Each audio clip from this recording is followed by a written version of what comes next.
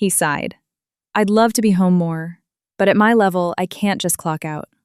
I looked him dead in the eyes. Do you ever get tired of this life? His spoon paused for a fraction of a second. If I hadn't been watching closely, I would have missed it. What do you mean? Nothing. Just asking. He chuckled. You're acting weird today. I looked down and took a sip of water, hiding my eyes. That night, Brian fell asleep quickly. I lay with my back to him, eyes wide open in the dark.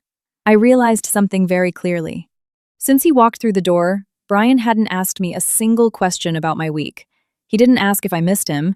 The man who had cried when our daughter was born was now only concerned with maintaining the illusion of a quiet house. Around 2 a.m., Brian's phone buzzed. He jolted awake, grabbed it, and walked straight out to the balcony. I closed my eyes, pretending to sleep. Through the sheer curtains, I watched his silhouette stand out there for a long time. His voice was hushed, but a few fragmented words drifted through the glass. Don't call this late. I told you let Brenda handle it. Calm down. I lay motionless. When Brian finally came back to bed, he stood staring at me for a long moment before lying down. The next morning, while Brian was still asleep, I quietly grabbed his phone from the charger in the living room. My hands were shaking so badly I almost dropped it. After nearly 20 years of marriage, this was the first time I had ever truly snooped through my husband's phone. It wasn't that I hadn't been suspicious before. I had just always stopped myself. I was terrified that if I saw what I didn't want to see, there would be no turning back. But now I knew. Ignoring the truth doesn't make it disappear. The phone had a new passcode. It wasn't Lily's birthday anymore. I tried a few combinations. All wrong. Just then, a voice behind me startled me. Mom. I spun around. Lily was standing on the stairs, her hair messy from sleep. What are you doing? I stammered, unsure of what to say, but Lily looked at the phone in my hand and went quiet. She slowly walked down the steps. The passcode is your birthday, Mom. I was completely paralyzed. Lily avoided my eyes. He changed it a while ago. I saw him type it in once. I don't know what I felt in that moment. Devastating pain mixed with an agonizing pity for my daughter. A 17-year-old girl shouldn't know these things. I unlocked the phone. The texts had been wiped clean, leaving only work-related messages. But in the photo app, I found a locked folder labeled Documents. Inside were dozens of files, quotes, and a secondary locked album. Lily stood behind me and whispered, Mom, try your anniversary. I thought my heart would stop right then and there. I typed it in. It opened. Inside were dozens of photos of Brian and a young woman. Photos at steakhouses, golf courses, beachfront resorts. She looked to be in her late 20s, bright-faced, long hair, beautiful smile. But what chilled my blood the most was that Brenda was in several of the photos, the three of them standing together like a happy family. I scrolled further and found a photo of an ultrasound. Below it was a caption from the girl. 10 weeks today. My arms went limp. The phone nearly slipped from my grasp. Just then, the bedroom door swung open. Brian walked out, his hair messy, still half asleep. When he saw the phone in my hand, he froze. The room was so silent I could hear the ceiling fan spinning. Lily took a step back, standing directly behind me.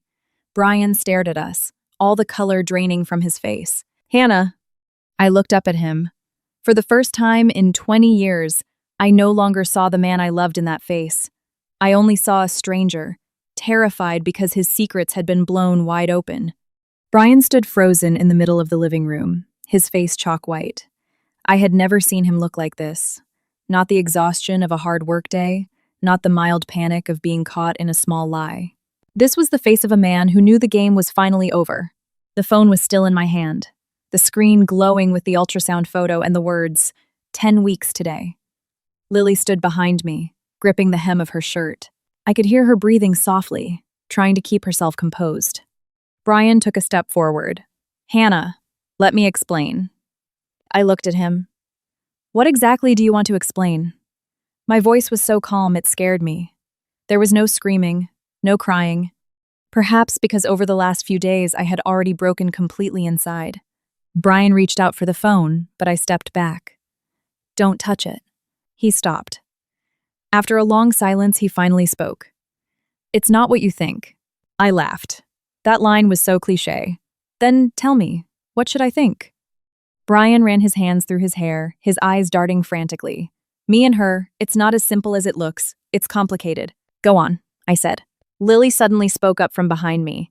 Are you going to tell Mom it's just a misunderstanding, Dad? Brian whipped his head toward her. Lily, you're too young to. I am not a kid anymore. Her voice trembled, but it was fierce. I'm too old for you to lie to. Brian was stunned into silence. His eyes grew red, but strangely, my heart didn't soften. This was the man who, in the past, only had to furrow his brow for me to worry, who only had to cough for me to stay up making soup. Yet here he was, standing in front of our daughter, still trying to weave a lie. I placed the phone on the coffee table. Go upstairs, Lily. But Mom, go upstairs, honey. She looked at me for a long time before turning away. Just before walking up the stairs, she whispered, Don't just take it anymore, Mom. The sound of her bedroom door shutting felt like a boulder dropping on my chest. It was just Brian and me. He collapsed onto the sofa, burying his head in his hands. I stood across from him, feeling an insurmountable distance between us. Finally, he said, I didn't plan on hiding it forever. When were you going to tell me? After she gave birth? His head snapped up. She didn't keep the baby. I paused. What do you mean? She had an abortion. I felt another layer of ice form in my chest. A human life, mentioned as casually as the weather. Does that hurt you? He said nothing. I nodded. It must. Hannah, I know I messed up. Since when? He couldn't answer. I walked to the dining table and pulled out a chair. I was afraid if I kept standing, my legs would give out. How long have you known her? He looked at the floor. About 5 years. Even though I had prepared myself, my chest still seized. 5 years wasn't a brief fling. It wasn't a momentary lapse in judgment. It was a massive chunk of a lifetime. Brenda knew from the beginning. He flinched. I laughed bitterly. Don't lie anymore. He closed his eyes. Yes. A tiny word, but it brought the whole house crashing down. I thought of all the times Brenda sat at our table for family dinners. All the times she took Lily shopping for clothes and birthday cakes. All the times she put her arm around me and told me how stressed corporate men get. The person standing closest to me had been the one blinding me the most. What about those times she said she was traveling with you? His voice was hoarse. Sometimes it was true. Sometimes it wasn't. I laughed, a fractured, broken sound. Amazing. Brian looked at me, his eyes bloodshot. I never wanted to leave you and Lily, but I had her, and I didn't know how to end it. That sentence reminded me of what Lauren said. Brian never made a decision himself. He just dragged things out, letting the women around him suffer, waiting for Brenda to clean up his mess. I asked very quietly, Do you love her? He was silent for a long time. I don't know. And me? He looked up. Do you love me? Brian broke down crying. For the first time in years, I saw him cry, and my heart felt absolutely nothing. You love me, but you could do this to me? He buried his face in his hands. I made a mistake. No. You didn't make a mistake once. You made a mistake every day for 5 years. The air in the room was suffocating. After a long time, he said, I was planning to end it. When? After this last trip. I laughed out loud. Is that what you tell yourself every time? He looked at me in shock. I slowly recounted what Lauren had told me. The texts Brenda sent. The way Brenda managed all his relationships. As he listened, his face turned ash gray. When I mentioned the envelope of wire transfers, his head jerked up. Where did you find that? In our lockbox. He stared blankly, murmuring, Brenda actually kept them. What do you mean? He slouched back, looking completely drained. I wanted to stop a while ago, but Brenda said if we're going to help her, we have to do it right. She kept all the wire receipts and meeting schedules, so if anything blew up, we'd know how to handle it. A chill ran down my spine.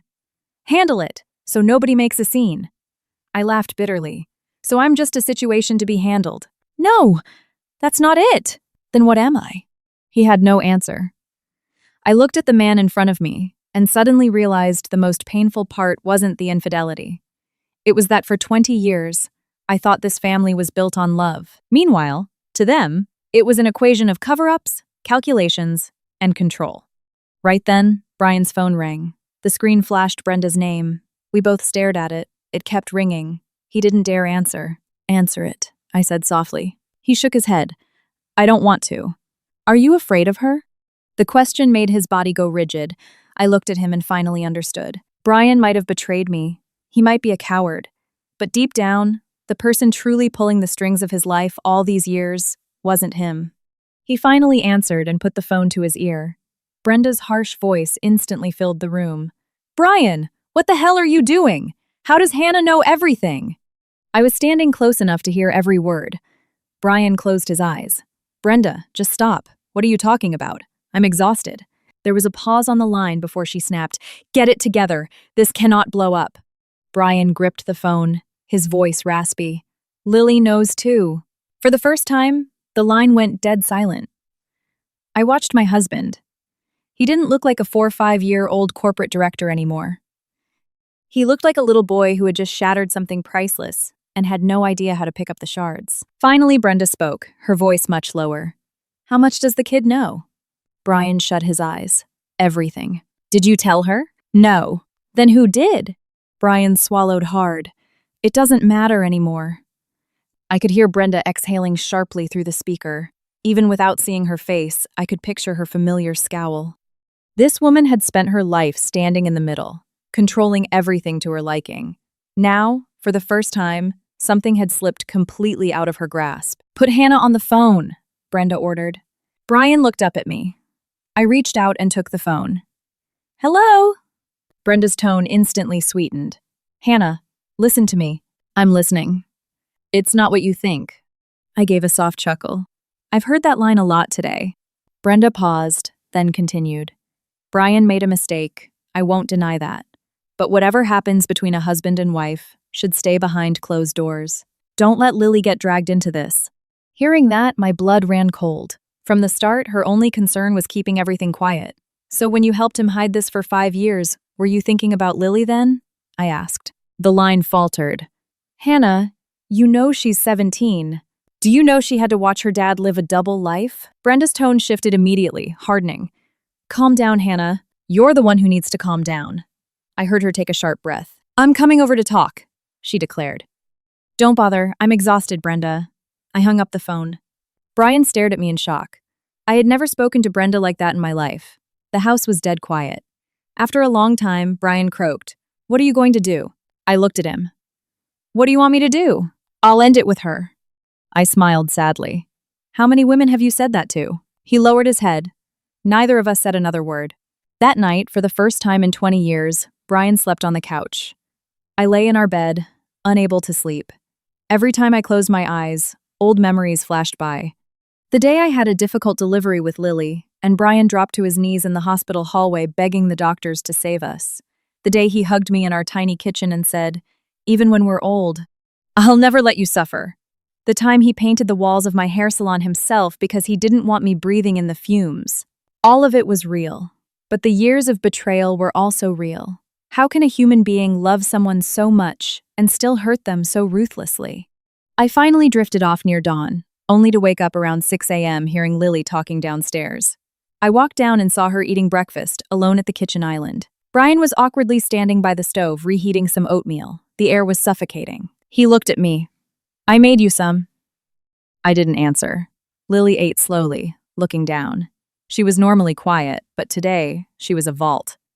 Brian set a bowl in front of me and whispered, Eat a little. I looked at the steaming bowl, my eyes stinging. For years, whenever I was sick, Brian made me oatmeal just like this. The habits of a good husband were still intact, existing perfectly parallel to a secret life I knew nothing about. Lily suddenly stood up. I'm going to school. Finish your food first, I said. I'm not hungry. She grabbed her backpack and walked to the door. Before stepping out, she turned and looked at her father for a long time. That look made Brian's shoulders completely collapse. When the door clicked shut, he sat across from me. Hannah, I know nothing I say matters right now. I stayed silent, but I never wanted to lose this family. I looked at him. Do you know what hurts the most? He shook his head. It's that I thought I knew you. My voice was light, but even I could hear how exhausted I was. I always thought if our family ever broke, it would be over something massive. I never thought it would be 1,000 little lies stretching year after year. Brian buried his face in his hands. I was wrong. No, you were a coward, he looked up at me. You didn't have the guts to leave me, and you didn't have the guts to leave her. You let Brenda stand in the middle and handle everything so you'd never have to make a real choice. His eyes were bloodshot. I knew, but I still did it. He had no defense. I stood up to go back upstairs, but the doorbell rang. My chest tightened. I opened it to find Brenda. She was in full business attire, hair perfectly styled, but wearing almost no makeup, meaning she had rushed over in a panic. She walked right in. Hannah, please listen to me. I stepped aside. Speak. Brenda looked at Brian. How did you let it get to this point? He didn't answer. Brenda sighed heavily and sat down. I know you're furious, Hannah, but I never wanted to destroy your family. I stared at her. Then what did you want? She paused. I just wanted to keep things stable. I laughed. Stable? By letting me live in a delusion? Hannah, men are complicated. Don't give me that line. For the first time, my voice raised. Brenda froze. I stared her down. Do you think I'm an idiot? Or do you just think as long as I didn't find out, it was fine? Brenda gripped her designer purse. You don't understand. Brian has been soft since he was a boy. If I didn't step in, what would happen? He'd ruin everything. My head was spinning. And you think it isn't ruined now? Silence. After a moment, Brenda lowered her voice. That girl isn't a bad person. I burst into laughter. Even now, she was trying to rationalize everything to everyone except me. Do you know what the funniest part is? You took care of everyone. Your brother, his mistress. I'm the only one nobody thought about. Brenda's eyes wavered. Maybe it was the first time she realized I was no longer the quiet sister-in-law who just nodded along. Right then, my phone rang. It was an unknown number. I answered. A very young woman's voice came through. Hannah, are you Brian's wife? The room went dead silent. Brian turned pale, and Brenda shot up from her chair. The girl's voice trembled. I'm sorry, my name is Ashley. There's something about the baby you need to know. I gripped the phone tightly. I heard Brian's ragged breathing behind me and saw Brenda frozen by the table. I kept my voice as steady as I could. Who are you? A pause, then a soft reply. I know you hate me right now, but please, I just need to meet you once. Before I could answer, Brenda lunged and snatched the phone from my hand. Ashley, are you crazy? Who told you to call here? Her voice was so vicious it shocked me. Ashley went quiet, then started sobbing. Haven't you hidden me long enough? This is not the time to throw a tantrum, Brenda hissed. I'm not throwing a tantrum. I'm exhausted. I watched this play out, a cold chill running through me. I had never met this young woman, but a few sentences were enough to tell me she had been living under Brenda's thumb for years. Ashley's voice cracked through the speaker. I didn't lose the baby naturally. Brian's head snapped up. Ashley, he yelled. It was the first time I heard true panic in his voice since this all started. But Ashley kept going. I didn't want to abort. Brenda told me if I kept the baby, Brian would lose everything. The air in the room turned to lead. I looked at Brenda. Her face was paper white. What kind of nonsense are you spouting? She growled. Ashley gave a tearful laugh. Did you forget? You're the one who drove me to the clinic. Brian stumbled backward. Ashley, stop! Are you scared, Brian? That question sliced through the room. I didn't know what I was feeling anymore. This was so far beyond anything I could have imagined. After a moment, I reached out and took my phone back. Where are you? I'm in Atlanta. I paused. You moved here? Yes. I closed my eyes for a second. Send me the address. Brenda whipped around. Hannah, don't go. I looked at her. What are you so afraid of? Brenda choked on her words. I took my phone and walked upstairs, ignoring Brian calling my name. An hour later, I arrived at a coffee shop near the Chattahoochee River. It was late afternoon, the wind blowing cold off the water. Ashley was sitting in a secluded corner by the window. Seeing her, I hesitated. She was younger than I imagined, her face barely holding any maturity, probably not even 30. She wore a simple beige dress, her hair tied back. What caught my attention was the absolute exhaustion in her eyes. Not the kind from crying for a day or two, but the kind of someone who had been drained dry over years. She stood up when she saw me. "Hi, Hannah." I sat across from her. Neither of us spoke for a long time. Finally, I broke the silence. "How long have you known Brian?" She looked down. "Over 5 years." "You knew he was married?" "Yes." Her blunt honesty hurt more than if she had lied. She looked at me and whispered. "At first, I tried to leave, but Brian said he was getting a divorce." I gave a dark chuckle. "I've heard that line." Then Brenda met me. I listened quietly. Ashley explained that the first time Brenda sought her out, she was terrified. But Brenda didn't scream or attack her. She sat her down, spoke gently, and even cried. She told Ashley that Brian was miserable in his marriage, that he and Hannah were only staying together for Lily. I listened to every word, feeling my brain go numb. For years, I had bent over backward to hold my family together, while outside, they were pitching my marriage as an empty, rotting shell. "Brenda told me if I just waited, she would help me," Ashley said. I looked at her. "And you believed her?" Ashley smiled sadly. "When you love someone, you believe anything." I didn't respond, because I understood. I used to believe Brian the exact same way. Ashley traced the condensation on her glass. "Honestly, I tried to end it multiple times, but every time I said it was over, Brian would come find me. Once, he sat outside my apartment until dawn. I closed my eyes. The passive, mild-mannered man I thought I knew was apparently capable of running 2 distinct lives flawlessly. Ashley reached into her purse and pulled out a large envelope. "I think you should have this." I opened it. Inside were medical records from a clinic, a hospital transfer sheet, and a copy of a condo deed. The buyer was Brian, signed 2 years ago. I stared at the paperwork, my hands shaking.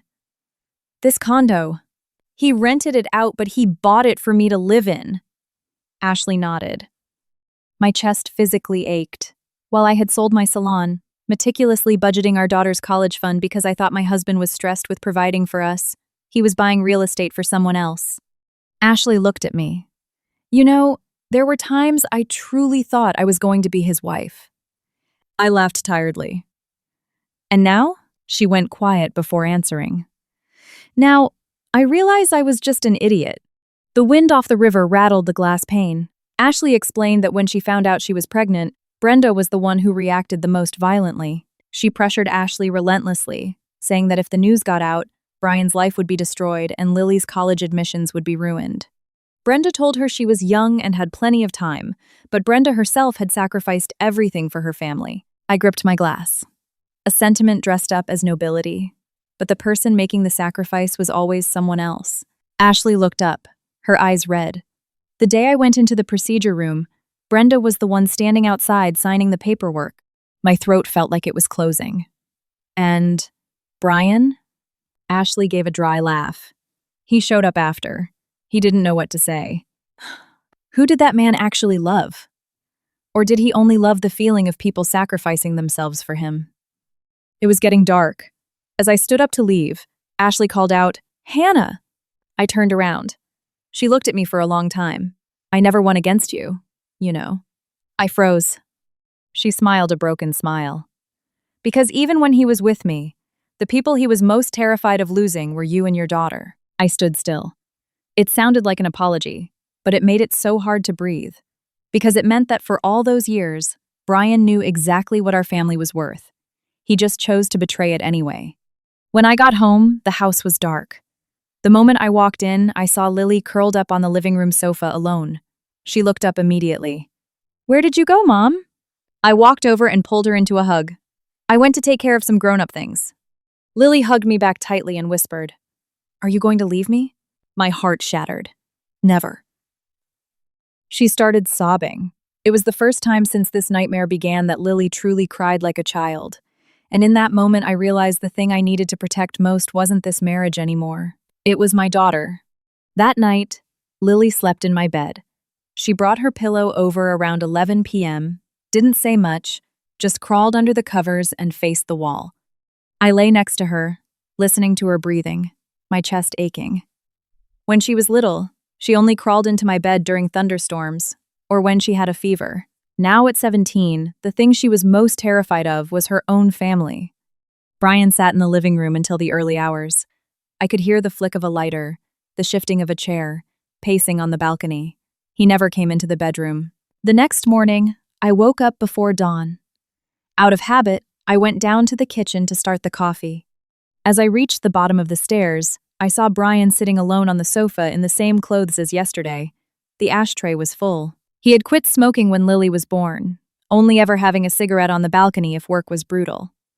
Now, half a pack was crushed into the glass. He looked up at me, his eyes red and sunken. "You're awake." I didn't answer and walked straight into the kitchen. A minute later, he followed. "Hannah, I want to talk." I grabbed a mug from the cabinet. "About what?" "Us." My hand hovered for a second before I poured the coffee. "I'm exhausted, Brian. Do you understand that? You have no idea." The words came out softly, but they were enough to silence him. I turned to look at him. "If you understood, you wouldn't have let things get this far." He looked down. "I'm sorry."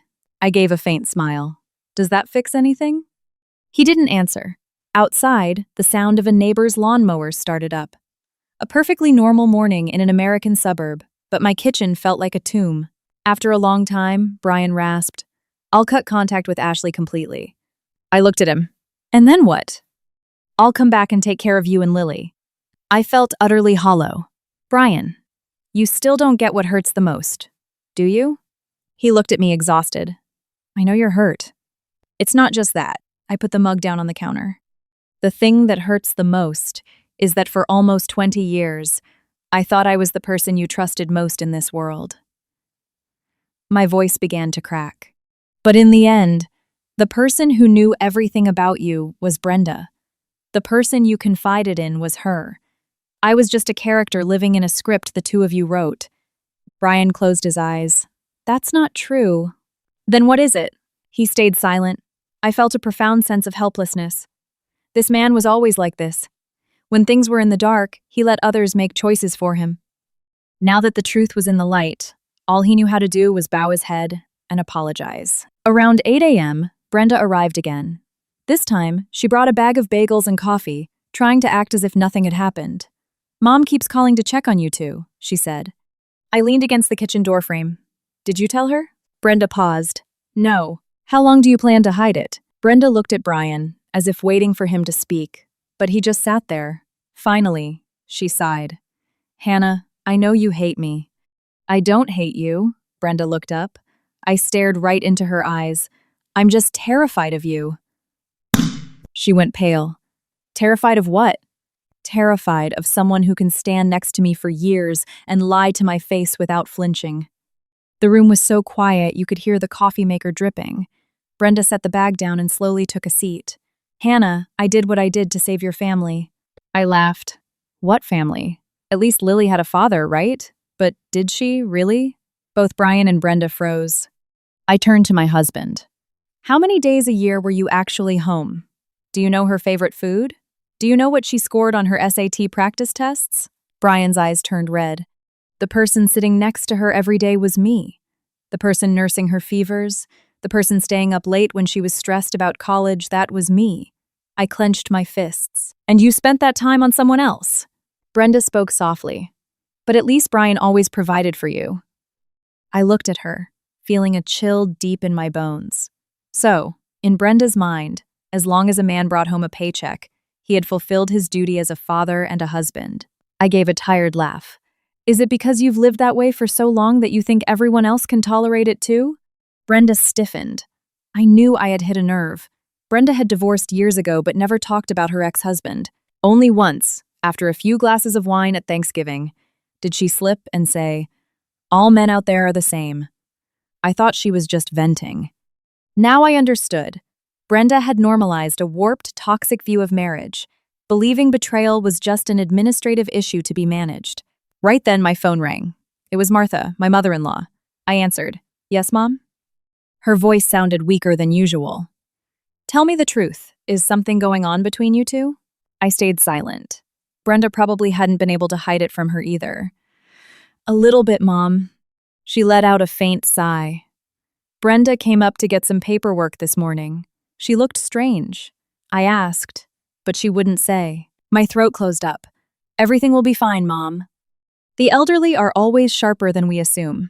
Martha was quiet for a long time before saying, "If Brian did something wrong, don't suffer through it just to spare my feelings." I froze. On the other end of the line, she murmured, "A woman lives her whole life, and the scariest thing isn't being poor, it's being disrespected." Tears spilled down my cheeks. She knew much more than I thought, but every mother wants to believe her son hasn't hit rock bottom. At noon, Brian surprisingly took the day off. He sat in Lily's room for almost an hour. When he came out, his eyes were red. "What did you say to her?" I asked. He sat on the couch, his voice raspy. "She asked if I ever thought about how you felt." My chest ached. "What did you say?" He gave a sad smile. I couldn't answer her. I turned away. Just then, Lily walked down the stairs holding a stack of papers. She looked at both of us and said quietly, "I submitted my college application. Early decision. To Boston." I was stunned. "Why so far, honey?" She nodded. "I want to be independent." She looked at Brian for a long time. "And I think this family needs some distance." Those words, light as a feather, left the house in a suffocating silence. She took her papers and walked back upstairs. Brian sat staring at the staircase, as if wanting to call her back, but he couldn't form the words. I understood that feeling. The cracks in a family don't make a sound when they form. It's only when you finally look at them that you realize the foundation broke a long time ago. That afternoon, Brian left the house and returned with a small bakery box. It was a slice of chocolate mousse cake, Lily's favorite, from when she was in middle school.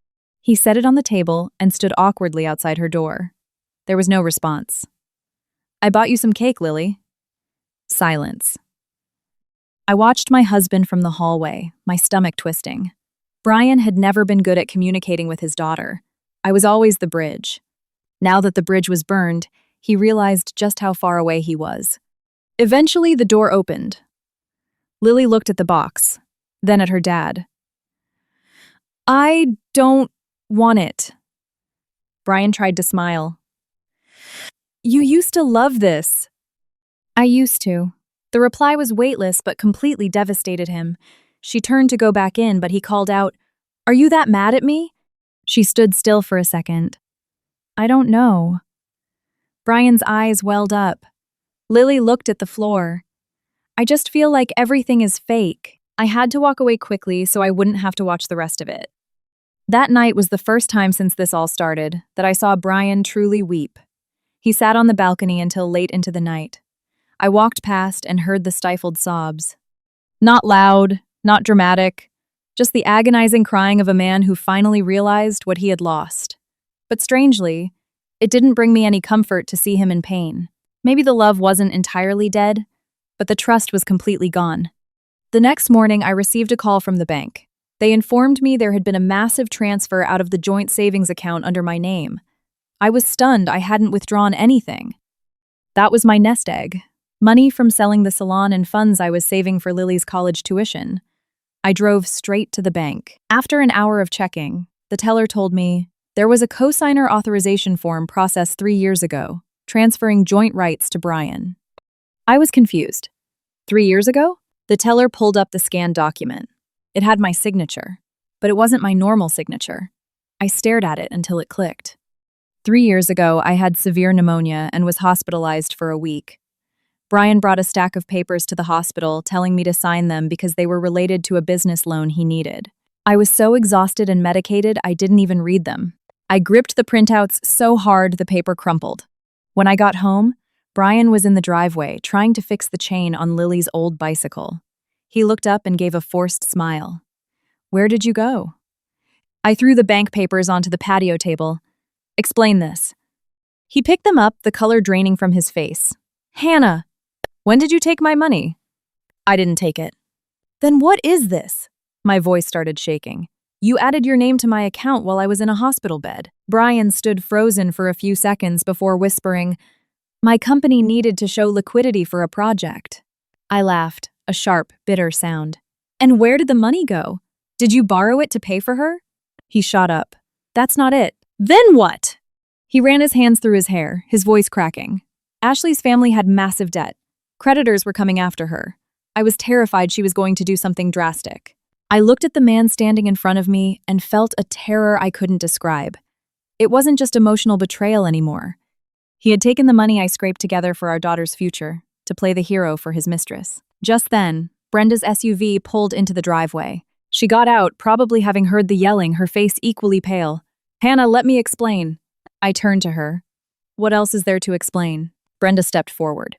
"Brian was panicking back then. I just helped him figure it out. Figure it out with my money." Brenda went quiet. I laughed. "Amazing." Brian tried to step toward me, but I backed away. "Don't touch me." He froze. For the first time, his eyes showed absolute panic. Maybe he finally realized that what I was mourning wasn't just an affair, but a betrayal on every possible level. Financial, emotional, familial. Everything was traded away for lies. That night, I slept in Lily's room again. We lay next to each other in the dark, silent. Around midnight, Lily asked softly, "Are you going to divorce him?" I didn't answer. I had thought about that question endlessly over the last few days. But thinking about it is one thing. Actually facing it is another. Nearly 20 years of marriage isn't an old coat you can just throw away. It contained my youth, years of raising a child, and an entire extended family. I asked her back, "If I do, will you be sad?" She lay still for a moment, then rolled over and hugged me. "I'm just afraid you're going to keep hurting." Tears spilled from my eyes into the dark. She rubbed my back gently, exactly how I used to soothe her when she was little. "You know what, Mom?" she whispered. "When I found out about Dad, I actually hated you for a while." I froze. "Why?" "Because I thought you knew and were just putting up with it." My heart clenched. Lily's voice broke.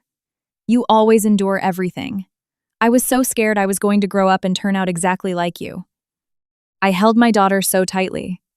For the first time, I realized that a woman's endurance doesn't always protect her children. Sometimes, it just teaches them to accept suffering as a normal way of life. The next morning, when I came downstairs, Brian was sitting in the living room. On the coffee table sat a thick manila folder. He looked at me for a long time, his voice raspy. "I'm signing the house and all the assets over to you and Lily." I paused. He looked down. "I know I have nothing left to make you stay." I stared at the paperwork, my heart heavy. Maybe for the first time in his life, Brian was actually trying to make a decision on his own. But just then, his phone rang. The screen flashed Ashley's name. In that split second, I saw his eyes shift. The phone kept ringing. Her name lit up the suffocating silence of the living room. I was standing less than 6 feet away, close enough to see the flicker of hesitation in his eyes. Just a fraction of a second. But it was enough. After everything, after Lily's tears, the apologies, the asset transfer papers sitting right in front of him, that woman was still lodged somewhere in his heart. He glanced at me quickly and silenced the call. "I'm not answering it," he rasped. I said nothing. The phone buzzed again, a text this time. I couldn't see the screen, but Brian could. His jaw tightened instantly. "What's wrong?" I asked calmly. He stood up abruptly. "Ashley is in the hospital." My chest gave a small pang. "What happened?"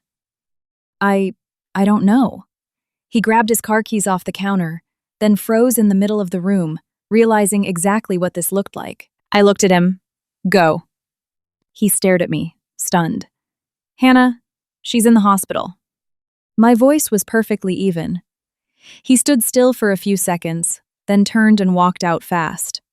The heavy front door slammed shut, echoing in the quiet suburban morning. The house fell dead silent. I sat down on the sofa, staring at the asset transfer papers, feeling absolutely nothing. Sometimes, when it hurts too much, your heart just flatlines. Around noon, Brenda arrived. She walked in looking more haggard than I had ever seen her. Brian must have called her on the way to the hospital. "Hannah," she said. I looked up. "Have a seat." Brenda hesitated before sitting across from me. For the first time, she had lost her commanding presence. After a long silence, she said, "Ashley took pills." I didn't say anything. "They found her in time." I looked down at my hands. Hearing that, I didn't feel victorious. I just felt tired, exhausted. She's been dealing with severe depression for a while, Brenda added softly. I gave a sad smile. Who in this story isn't in pain, Brenda? She choked up. The wind blew the curtains slightly. The house was bathed in pale afternoon light, but I felt so cold. Suddenly, Brenda said, Hannah, I am so sorry. I looked at her. In all the years I had known her, this was the first time she had genuinely backed down. I know it's too late to say anything, she murmured. I didn't think it would go this far. I gave a hollow laugh. Didn't think, or didn't want to think? Brenda stiffened. I looked at the woman sitting in front of me, a mess of emotions twisting inside me. Anger, blame, but underneath it all a very profound, unnamed sadness. Brenda was a woman too, but she had lived so long carrying other people's burdens that she forgot where the line between right and wrong was drawn. You know what I regret the most? I asked softly. It's not losing my husband. It's that I truly, honestly viewed you as family. Her eyes went red. I remembered years ago, when I gave birth to Lily, Brenda stayed up all night with me in the hospital. When I reopened a small booth after a tough financial year, she secretly slipped me an envelope of cash to help me float. Those good things were real. But the lies she helped Brian spin were also real. People aren't entirely good or entirely bad. Sometimes they just stand on the wrong side for far too long. Brenda wiped her eyes, her voice breaking. We were so poor growing up, Hannah. Dad died. Mom was always sick. I just thought I had to hold the family together at all costs. But holding it together like this, is anyone actually happy? Brenda burst into tears. It was the first time I had ever seen her cry since I married into the family. Stripped of her sharp, controlling exterior, she was just a woman in her 50s, sobbing into her hands in a quiet room. I was wrong, she wept. I didn't say anything, because sometimes an apology isn't enough to heal the wound. That afternoon, Brian came back from the hospital. He walked in looking like a ghost shirt wrinkled, eyes bloodshot. Seeing Brenda, he stopped. You're still here? Brenda stood up. How is she? Brian collapsed into a chair. She's stable. He paused. The doctors said her mental state has been deteriorating for a long time. The room was quiet again. Finally, Brian turned to me. Hannah, I want to have one last conversation. I nodded. Brenda quietly got up and walked out to the patio, leaving us alone. Brian looked at me for a long time before speaking. When we first got married, I thought I was the luckiest guy in the world. I listened quietly. You were so good to me. So good that I got used to being taken care of. Got used to being forgiven. His voice was gravelly. I just thought no matter how badly I messed up, things would always go back to normal. I looked down at my hands. He was right. For years, my infinite patience had convinced him that this family was bulletproof. Brian's voice broke. I never wanted to hurt you, but I did. I know. You knew exactly what you were doing, and you chose to keep doing it. He closed his eyes, tears falling slowly. I'm not asking for your forgiveness. I looked at the man I had loved more than my own youth. Brian. He looked up. If Tara hadn't seen you in Miami, how long were you going to hide it? He froze. It took him a long time to answer. I don't know. I nodded. That was enough. Because sometimes the most painful realization isn't that you were lied to.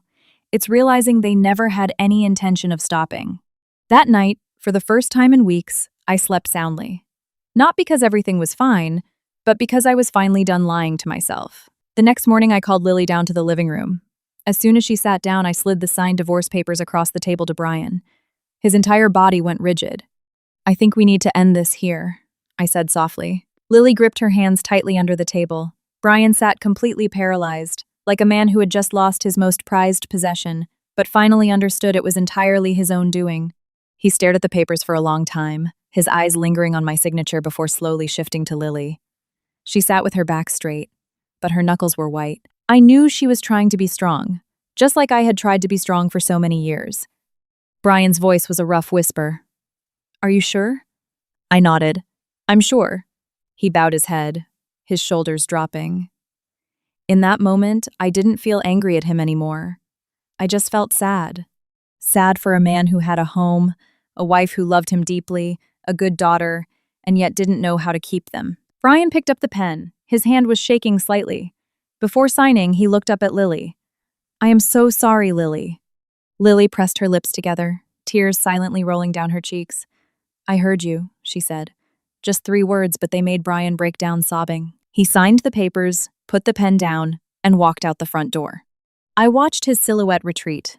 The same silhouette I used to watch leave for work every morning, wait for every evening, and thought I would grow old with. But there are people you have to let walk out of your life, not because you instantly stop loving them, but because if you keep them, you lose yourself. The divorce process wasn't as messy as I anticipated. Brian kept his word. He transferred all the joint assets and returned the money he had taken from my account. I kept the house for Lily and me. He moved into a small apartment near his office. Brenda rarely came around after that.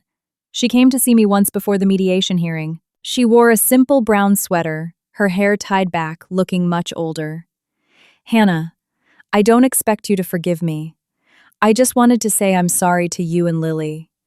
I looked at her. You should apologize to yourself too. She looked up. Because you spent your entire life trying to hold on to people the wrong way, I told her. She broke into tears and quietly left. Later, Martha told me Brenda went to therapy for a while, took a leave of absence from work, and moved up to Blue Ridge to stay with her for a few months. Sometimes it takes people a lifetime to realize that control is not love. Ashley also left Atlanta. Before she moved, she sent me a very long email. She apologized, said she had signed the condo back over to Brian, and was moving somewhere no one knew her to start over. I didn't reply right away. A few days later, I just sent one sentence. Live a good life for yourself. Not because I was a saint, but because I understood that in this whole tragedy, she paid a price too. She made choices, yes, but she was also swept up by the empty promises of a man lacking a spine.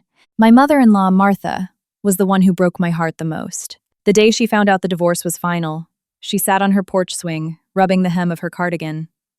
I am so sorry, Hannah. I knelt beside her. It's not your fault, Mom. She cried. I raised a son, but I couldn't teach him how to be a decent man. I held her hands, the wrinkled hands that used to cook for me, the hands that rocked Lily when she was a newborn. Even though my marriage was over, I couldn't sever my ties with her. You're still Lily's grandmother. I'll still come visit you. She hugged me, crying like a child. After graduation, Lily headed off to college in Boston. The day I helped her move into her dorm, dragging her suitcases down the hall, I remembered the day my own mother sent me off to cosmetology school. Lily stood in the middle of the small room, watched me make her bed, and suddenly threw her arms around me. Mom, from now on, live for yourself, okay? I smiled, tears falling into her hair. I know. That night, I walked alone down the streets near her campus. Boston was bustling and bright, the sound of traffic constant. For the first time in years, I didn't feel like a discarded wife. I felt like Hannah, the woman who used to run a little salon, who knew how to make her own money, who smiled brightly when a client loved their haircut. When I got back to Georgia, I leased a tiny storefront near the town square. Not big, not fancy, just enough for 2 chairs, a mirror, and a shelf for shampoo. I opened my salon again. On opening day, Tara and Kevin brought flowers. Lauren even sent a small orchid with a note, wishing you peace. I set it by the window, looked at it for a long time, and smiled. My very first customer was Martha. She sat in the chair, looked at herself in the mirror, and smiled her gentle smile. Just a trim, honey. I picked up my scissors, fighting back tears. You got it, Mom. A year later, Brian walked into the shop. He was thinner, with a lot more gray hair. He stood outside the glass door for a long time before pushing it open. How have you been? I'm good. He looked around the salon, his eyes getting glassy. This suits you. I smiled softly. I think so too. He was quiet for a moment. I'm learning how to live alone. I started seeing a therapist too. I looked at him, feeling absolutely no turbulence in my heart anymore. That's good. He looked down. I'm not asking to come back. I just wanted to say thank you for raising Lily so well. I replied quietly, She's your daughter too. You still have time to be a decent father. He nodded and quietly walked out. I didn't watch him leave for long. Friends, there are chapters in life where we love with everything we have. and hurt with everything we have.